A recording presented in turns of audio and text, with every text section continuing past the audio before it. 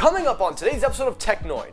Now that we're back to our regularly scheduled program, it's time to get back to Samsung. Now the Samsung event is getting closer and closer, and the last minute rumors are coming out, and today's episode is going to be Samsung heavy, where I'm going to discuss the Galaxy Watch 3, the new Galaxy Bud Beans or Galaxy Bud Live, and also a couple of other things you need to know about the Samsung Galaxy Fold 2. Also on today's episode, the Sony WH1000X M4s are coming soon, but there are some disappointing news you're going to want to hear, and the Google Pixel 4a. All of that on today's episode, so stay tuned!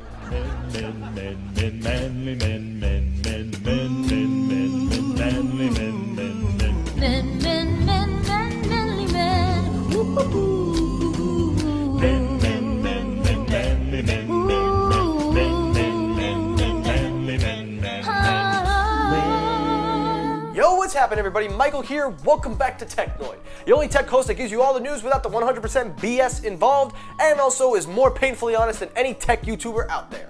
I'm just playing. Welcome back, everybody. I hope you're all having an excellent day. It's good to be back doing the regular daily uploads. I missed it. I missed you guys. So before we start the video, make sure you hit that like button. And if you're new to the channel, hit that subscribe content so you do not miss an upload. Trust me, you're not going to want to miss anything on my channel. And I love to interact with people, so make sure you write in that comment section. So without further ado, let's get it going. So story number one. Now, before we get to the Samsung aspect of all the stories, we need to get the two stories out of the way. So without further ado, story number one, let's hit it up with the Google Pixel 4a. Now, the Google Pixel 4a is scheduled for a July release, and it's very imminent that we are going to see some updates along with Android 11. However, though, it's been a little delayed due to everything going on, and with Apple's WWDC around basically just finishing, it looks like Google is going to want to keep that momentum going, and also OnePlus. However, with Google, the phone was revealed in France. It was taken down obviously a few hours ago, but the price came up, the colors came out, and the phone just needs to be released. So basically, in France, the phone was available for pre-order, but then was taken down right away. The pricing was around the $399, $400 mark, doing the conversions. The color choices was just black and barely blue. I don't know why I can't talk tonight. But also, it will also feature everything that we've discussed. Now, there is no implementation of 5G in this phone, although there are some people out there, Phone Arena, that think they should drop the 4a altogether. And you know what? We're gonna do a new segment. Anytime there's a news outlet that's posting some weird stories or some things that are dumb, I'm gonna call out the author by doing a segment I like to call Casual Alert. So, to Phone Media, who wrote this piece of crap article, Casual Alert! Alright. In all seriousness though, the Pixel 4a does need to come out soon, and it's been a while, so Google, I can't wait to see what you do. Now that we moved out of that territory, let's head over to Sony. So, keeping up with Sony's WH1000X M4, the FCC filings have confirmed that the WH1000X M4 is going to keep a relatively same design.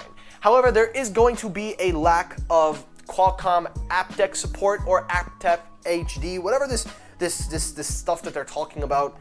But the good news is it will have its own built-in Bluetooth chipset to help maintain low latency, better quality Bluetooth streaming, AAC, and LDAC support.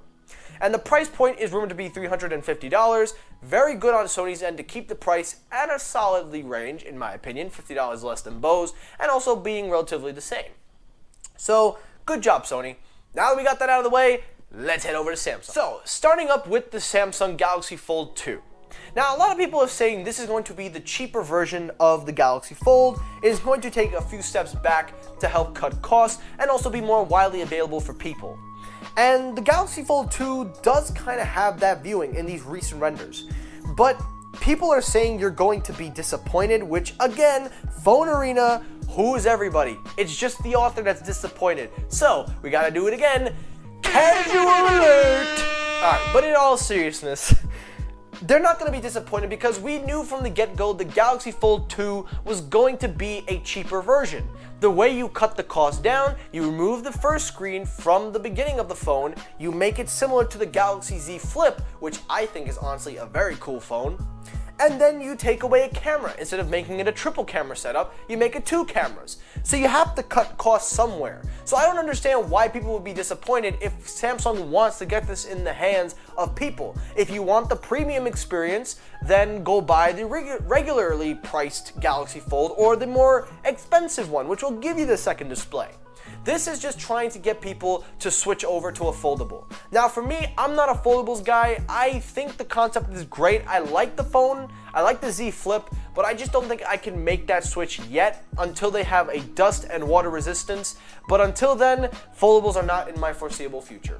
And they're ridiculously expensive, but considering what they do, kind of makes up the price point. Alright, keeping up with Samsung, let's head over to the Galaxy Watch 3. Now, I've been covering the Galaxy Watch for a while, and this is going to be the follow-up to the Galaxy Watch number 1.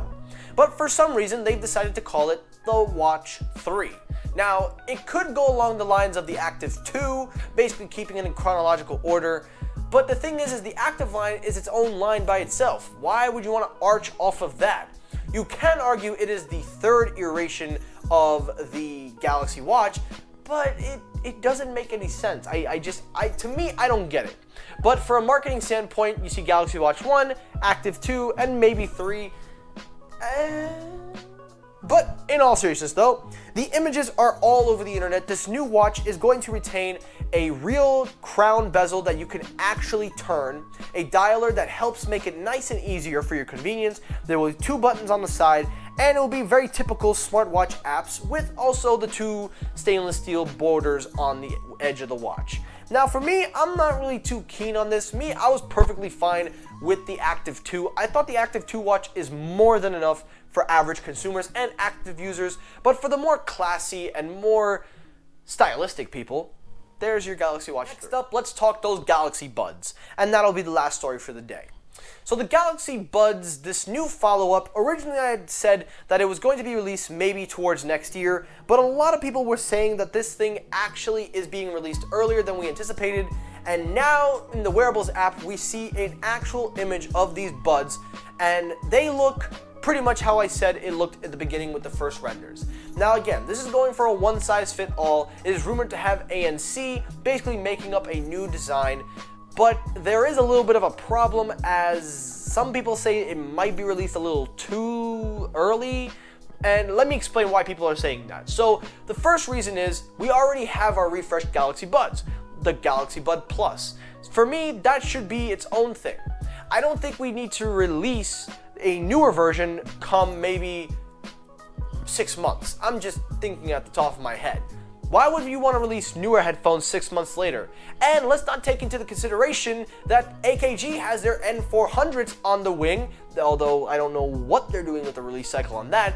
So you have now 3 different headphones released within 6 months of each other. I don't get the time frame. I don't think it makes sense to me. But who knows, maybe for people it does. I am actually interested to see how Samsung approaches this thing. The rumored name is the Galaxy Bud Live, the Galaxy Bud this, and I do not know exactly what it's gonna be.